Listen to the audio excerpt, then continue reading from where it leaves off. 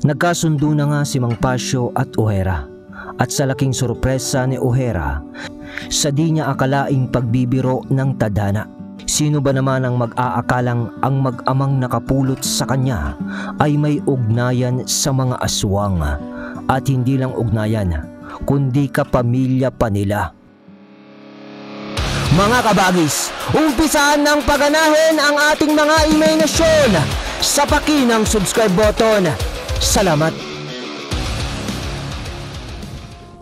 Napagkasunduan nila O'Hara at Mang Pasyo na sa susunod pa lang na linggo ang punta nila sa lawa ng Exodus, kung saan daw nakatago ang mga tiyuhin ni Atara o mga bayaw ni Mang Pasyo. At huwag kayo, si Mang Pasyo pa daw ang nagpangalan sa lugar na yon, dahil nga doon ang unang naging taguan nila noon kasama ang mga gabunang bayaw nito sa pagtakas sa mga kalipi ng ina ni Atara, o itinakas nga si Atara. Parang yung isang meaning ng Exodus, ang paglalakbay ng isang grupo para sa pagtakas, the great escape kumbaga. Bumalik na nga ang dating saya ng bahay, dahil nga siguro sa bumalik na rin si O'Hara sa piling ng mag-ama. Kaya naman nila pinili pang sa susunod na linggo na lang ang kanilang paglalakbay, dahil marami pa namang mga bagay-bagay na aasikasuhin si Mang Pasyo. Tsaka isa pa, kailangan daw ng maiging paghahanda ang gagawin, sabi ni Mang Pasyo, dahil sa malayo-layo daw ang Exodus ayon sa kanya. At mga ilang taon na rin na hindi sila nakakadalaw doon ni Atara. Ngunit natitiyak naman ng mag-ama na nandoon lang mga natitirang kapatid ng nanay ni Atara. Ngunit sa di inaasahang pagkakataon, di alam ng tatlo na may nag-aamba ng panganib sa kanila. Ang panganib na nadala ni O'Hara mula sa mga kalahi nito o sa mga kalaban nilang tribo na naghahabol sa kanila ni Lucila. At sa loob nga ng linggo na paghihintay pa ni O'Hara, eto pa lang ang mga kaganapan. Umpisahan natin sa araw ng Lunes. Inihatid ni O'Hara si Atara sa ilog upang maglaba.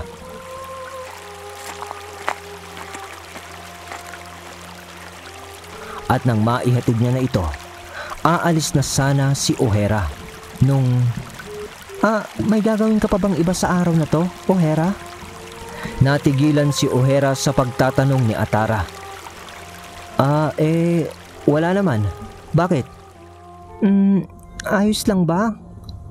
Ayos lang ba sa'yo kung samahan mo muna ako dito? Hanggang sa matapos ako maglaba. Natatakot na kasi ako. Baka biglang sumulpot ulit si Miguel. O kaya naman may kagaya pa niya. Doon ay segundong hindi na imik si O'Hara. Tsaka... sige. Doon muna ako sa batong malaki na mauupo. Antayin na lang kita. Ngumiti na lang naman noon si Atara sa pagpayag ni O'Hara na bantayan siya nito.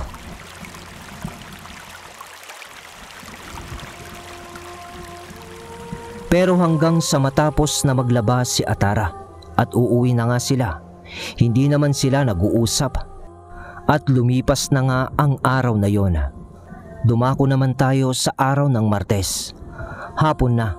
Habang nagluluto si Atara ng hapunan, ay dumating ang dalawa, si Mang Pasyo at O'Hara, galing sa pagtitinda ng saging.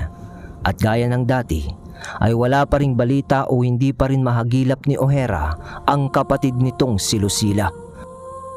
Pagkatapos mamahinga ni Mang Pasyo at O'Hara, ay kakain na nga sila ng hapunan. Ngunit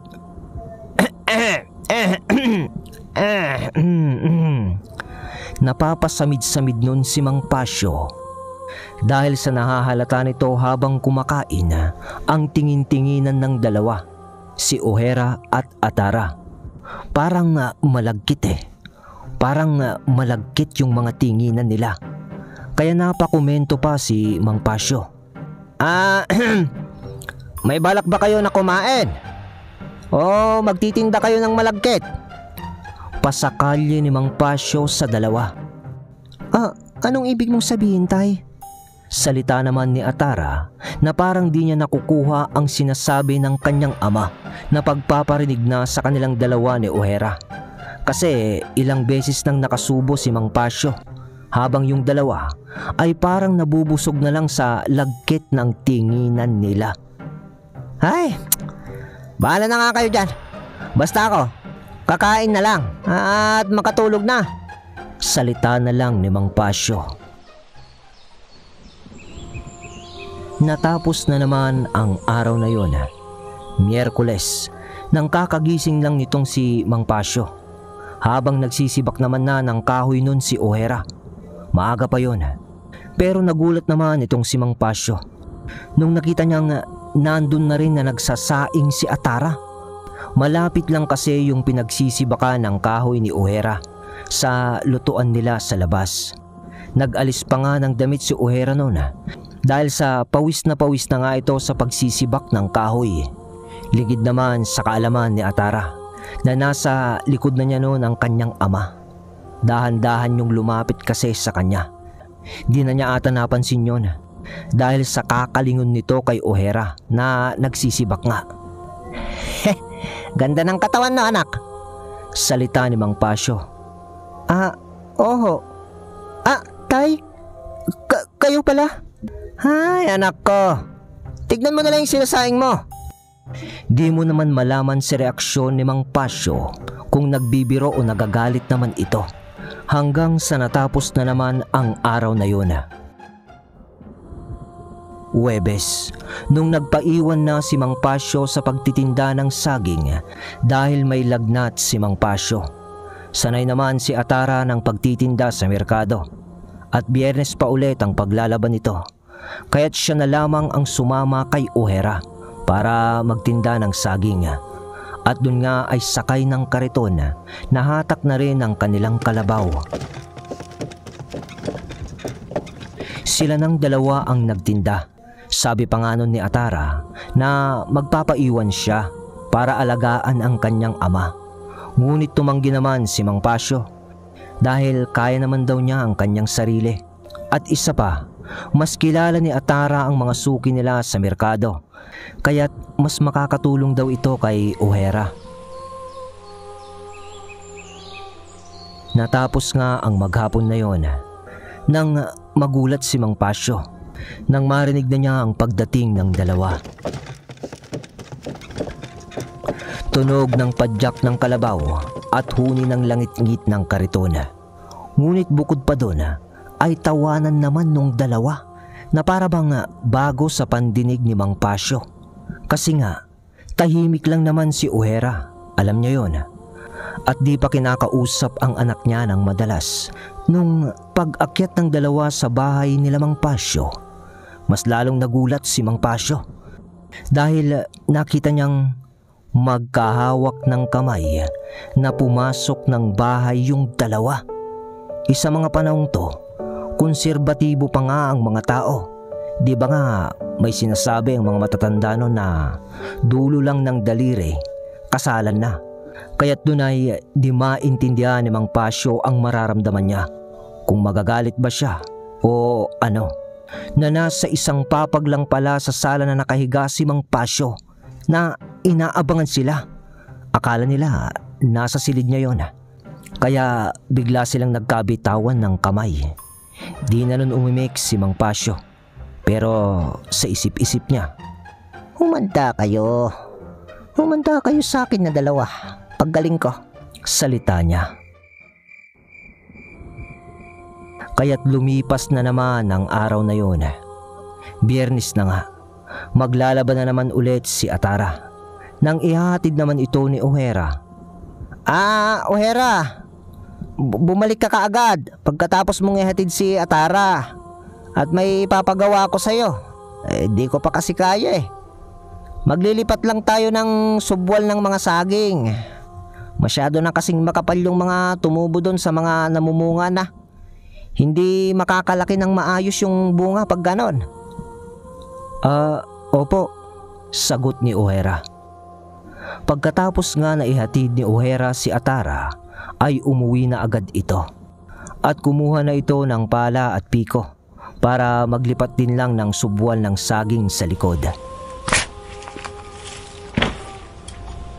Hindi natapos ni O'Hara ang gawain na yon sa araw ng Biyernes kasi sinundo pa niya si Atara sa ilog. Konti na lang naman na ang natira kaya ipinagpabukas na lamang niya yun. Nang sumapit na nga ang Sabado, ipinagpatuloy ni O'Hara ang paglilipat niya ng subwal ng mga saging. Magaling na noon si Mang Pasyo sa lagnat nito. Ngunit nagpapanggap ito na di pa niya kaya dahil parang may naiisip si Mang Pasyo. Sinusubaybayan niya yung dalawa, si O'Hara at Atara. Nang nagtataka siya, mga 2:00 ng hapon. Matagal nang natapos noon ang pananghalian. Ang alam niya kasi noon, tapos na si O'Hara sa paglilipat ng subwal ng saging at wala rin namang labahin noon si Atara sa ilog. Ngunit bakit? Parehas na wala yung dalawa sa kanilang bahay. Tsaka walang nagpaalam sa kanya na aalis. At doon ay nag-iba na yung iniisip ni Mang Pasyo. Malilintikan kayo sa akin. Sabi niya na para bang nagbiberde na yung utak niya. Malilintikan kayo talaga sa akin ngayon. Seryosong salita ni Mang Pasyo. Kasi kinuha niya yung itak niya, kasama pati yung kaluban. At dali-dali itong tumungo sa likod bahay, papunta ng ilog. Sa pag-aapuran itong maglakad, naririnig na niya ang boses ni Atara na tumatawa. Hanggang sa matanaw na niya ang ilog. Pero medyo malayo pa siya nun Parang nanghina ang tuhod niya dahil sa nakita niyang naliligo si Atara sa ilog. Pero kasama si O'Hara. Naglalampungan ng dalawa habang naliligo. Parang hihimatay naman na si Mang Pasyo sa nakita niya. Kasi nanghina siya Sa tinagal-tagal ba naman kasi na pinapangalagaan niya ang pagkabirhen ng kanyang anak. Ang tingin kasi ni Mang Pasyo ng mga sandaling yon sa mga nagaganap na naisuko na siguro ni Atara ang bataan. Pero imbis na magalit naman noon si Mang Pasyo, napatalikod na lamang siya dahil di naman niya maikakaila ang kasiyahan ng kanyang anak na nakita nito. Dahil ano ba naman ang pangarap ng ama para sa isang anak, kundi ang maging masaya. Kaya't lumakad na lang noon si Mang Pasyo papabalik sa kanilang bahay na hindi na napansin nung dalawa. At bulong na lang ni Mang Pasyo ng, Aswang na nga ang napangasawa ko. Ngayon, aswang naman ang aasawahin mo, Atara, anak ko. Bulong na lang niya sa sarili.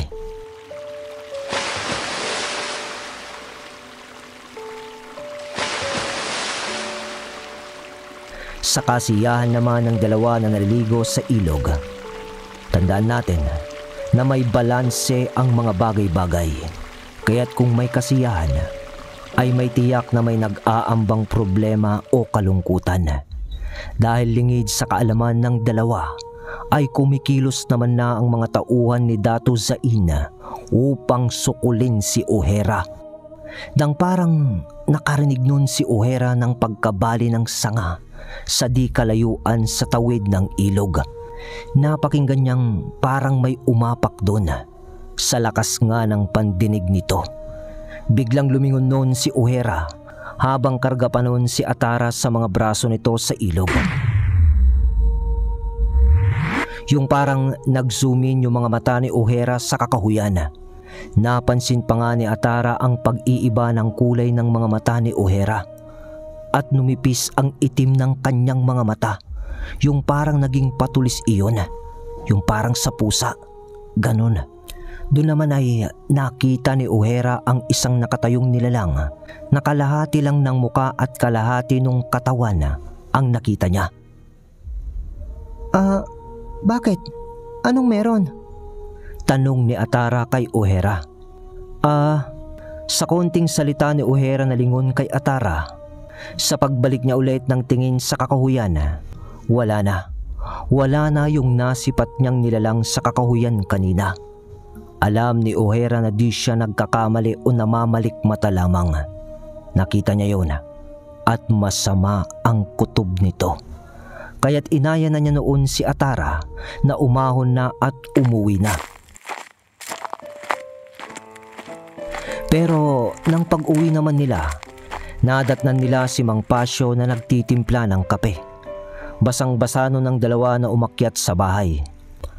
Tay, mainit pa. Magkakape na naman kayo? Tanong ni Atara. Huwag mo nga akong pakialaman. Kayo nga ang init-init. Naliligo kayo sa ilog na hindi ko pinapakialaman. Pabalagbag na sagot ni Mang Pasyo na parang galit. Bibihis na ako, Atara. Salita na lang ni O'Hara nun. Sabay diretso naman sa silid nito.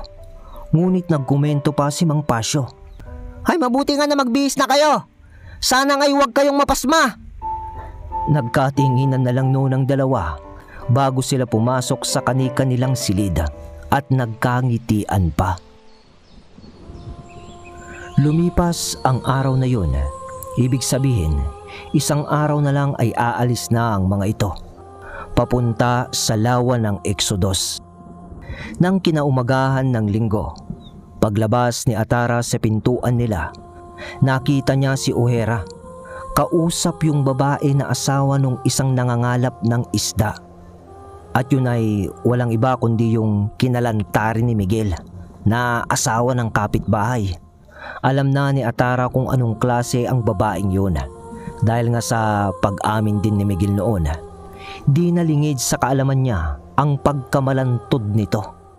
Nang nakita niyang nagngingitian itong babae at si O'Hara, sabay abot nung saging ni O'Hara na hinog sa babae. At nag-aabot naman ng bayad yung babae. Ngunit di na yung tinanggap ni O'Hara. At pansin niyang hanggang tenga na yung ngiti ng babae na parang kumikirengking na kay O'Hara. Yun ang nasa isip nun ni Atara. Mapagpatol sa binata ang babaeng yun. Nang matapos ang usapan ng dalawa, nang babalik na si O'Hara sa bahay. Atara, andyan ka pala. Di ka ba magsasaing? Tanong ni O'Hara. Ngunit biglang tumalikod si Atara nun sa kanya ng pasuplada at linayasan si O'Hara na di kinakausap. Napapaisip naman nun si O'Hara kung anong nagawa niya. Nasundan niyo ba mga kabagis? Linggo na ngayon. Hindi ba parang ito yung isang linggong pag-ibig? Kasi tapos na Away na ata. Parang gusto ko tuloy kantahin yung isang linggong pag-ibig. Pero wag na. Baka umulan. Hindi natin marirecord yung part 7. Balik tayo sa kwento. Natapos na nga ang linggo na yon. Madaling araw pa lang noon ng Lunes ay nagbiyahe na ang mag-ama kasama si O'Hara papuntang lawa ng Exodus. Nagbaon sila noon ng makakain upang di sila gutumin sa daan. Sa layo kasi ng kanilang lalakbayin, aabot yon ng 3 araw. Gamit lang ang kalabaw at kariton. Kasama na doon ang pagpapahinga-hinga nung kalabaw syempre. Nang nagtataka naman noon si Mang Pasyo. Dahil kung hindi si O'Hara ang kausap niya sa biyahe, ay si Atara na lang. Pansin niyang di nag-uusap ang dalawa. Nung nakarang araw lang, naliligo nga ng sabay ang dalawang yun sa ilog na masaya pa. Di na rin lang nagkomento pa si Mang Pasyo sa dalawa dahil sa naiintindihan niya na rin siguro sa mga pinagdaanan niya rin sa pag-ibig. Alam niyang nangyayari talaga ang tampuhan, lalo na minsan sa sobrang kasiyahan. Lingid naman sa kaalaman nung tatlo nung gabi nung Lunes sa kanilang pagbiyahe sa kanilang iniwang bahay. Halo ko kanyang buong bahay! Salita ng isang tao sa harap mismo ng bakuran ni Mang Pasyo.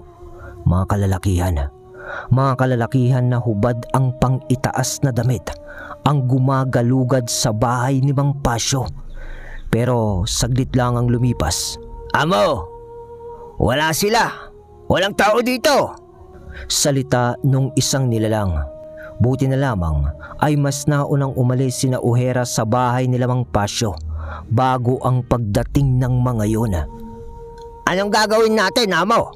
Aalis na ba tayo?" Manahimik ka.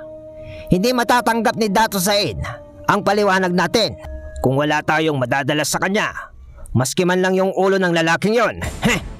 Salita nung tinawag nilang amo. Sabay parang nag-isip ito. Kunin nyo ang kapirasong damit ng lalaki at pati yung anak nito na babae. Hindi pa huli ang lahat. Kayang-kaya kong kilalanin ang amoy nila para mahanap ang mga yon, kasama yung anak ni Haris. Kahit magtagal pa tayo ng ilang araw sa pagtuntun sa mga yon, di tayo babalik sa Dato hanggat din natin dala ang binhe. Salita nung lalaki na tinawag nilang amo. Lumipas nga ang gabing yun at sa mga nagdaang araw, naging matiwasay naman ang biyahe ng tatlo papunta sa lugar ng lawa ng Exodus. At nang marating nila ang isang kakahuyan, "Atara, O'Hara, dito na tayo. Di na makakapasok pang kariton sa makitid na daan," salita ni Mang Pasyo. "Nandun na sa bandaro ng lawa. Atara, yung kwintas mo, suot mo na ba?" tanong ni Mang Pasyo sa anak. Oo tay." "Magaling kung ganon. Saglit at itatali ko muna ang kalabaw." Pagkatapos alisin ni Mang Pasyo ang kalabaw sa pagkakapako, itinali niya nga ito sa isang puno. Sabay, "Tara na," salita na ni Mang Pasyo ng seryoso. Doon ay nag-umpisa na ngang lumakad ang tatlo papunta sa lawa ng Exodus. Sa paglalakad nila, pansin ni O'Hara na parang wala talagang nakakapasok na kung sino mang tao doon dahil sa masyadong madawag ang paligid na parang walang nagagalaw at sari-saring mga huni ng insekto ang iyong maririnig, mga ibon at mga hayop. Isa pa, 3:00 pa lang yon ng hapon, ngunit parang padapit hapon na ang lugar dahil sa natatakpan ng mayayabong na dahon ng matatayog na puno ang sikat ng araw. Ang buong paligid na yon. Nang maya-maya pa, napalingon naman si O'Hara sa kwintas ni Atara. Dahil yung bato na pinaka-pendant nito ay parang unti-unting nagbabaga sa pagningning nito. Doon ay nagsalita naman si Mang Pasyo nang mapansin niya si O'Hara. "Huwag ka nang magtaka, O'Hara.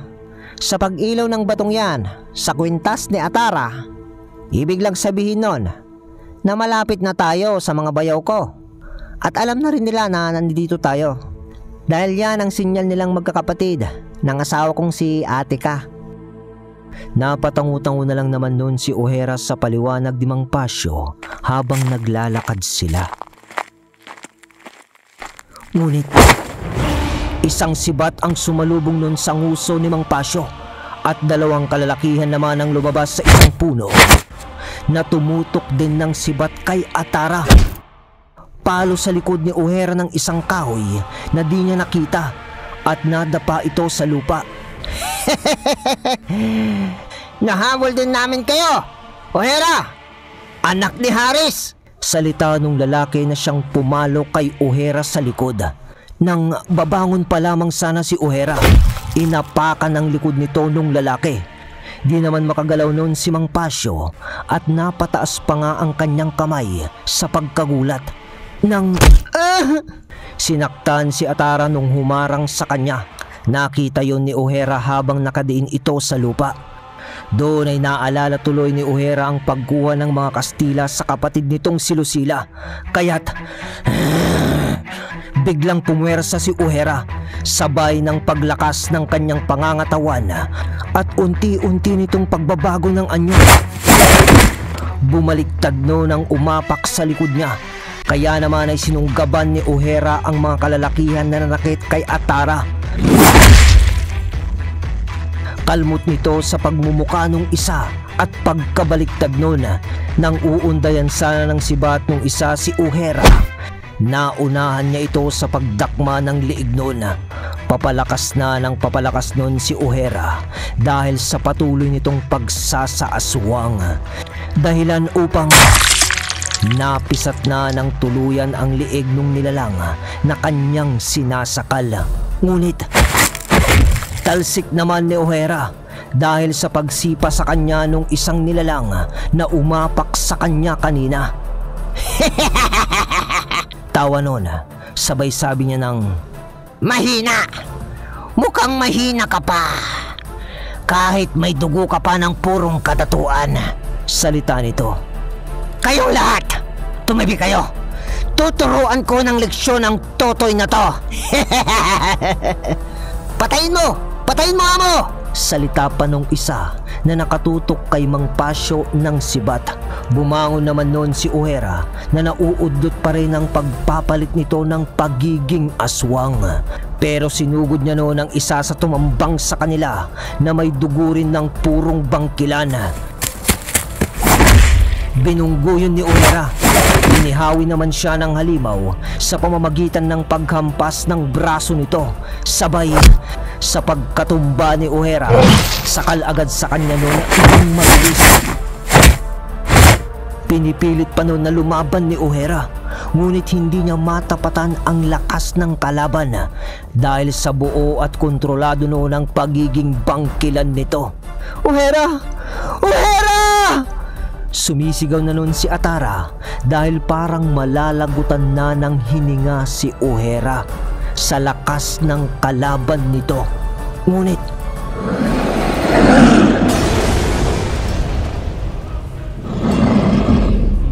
talsik naman nung sumasakal kay Uhera. Sabay baon ng malapunyal na kuko sa dibdib noon at napasambit na lang si Atara ng Tiyo?